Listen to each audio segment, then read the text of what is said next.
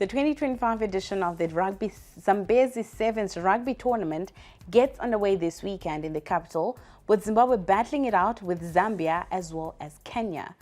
We are joined by rugby analyst Ruvimbo Chakoreka to give us more on the tournament. Rimbo, good evening and thank you so much for joining us. What is it that rugby enthusiasts should expect in this year's edition of the Zambezi Sevens rugby tournament?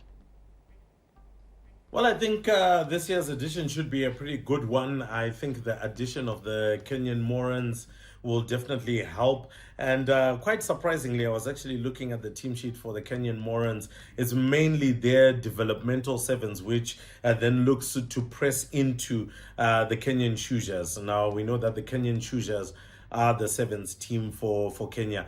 And an interesting addition is Daniel Kepcheshe. Now, Daniel Kepcheshe was part of the under-20 squad, which beat, Zimbabwe in the Bates Trophy. And so he's already now being blooded in. He's a very powerful runner, quite strong, and considering that he's a young player, clearly Kenya are also looking towards the future. But also they've got some experienced players that are coming in there for the Kenyan Morans, so that will also be very good as a test for our cheetahs. In terms of Zambia are also bringing in a bit more of a developmental squad as well, so not looking as powerful as they would usually do going into the competition. And then, of course, the inclusion of the local clubs and putting them into regions. We know Matebeleland is coming in as a province. We know Manicaland is also coming through as a province. I think Mutare Sports Club is also going to bring in its own club. Harare Sports Club, Pitbulls, all Georgians there and thereabouts. So that is going to be very good in terms of the kind of competition that will be available there.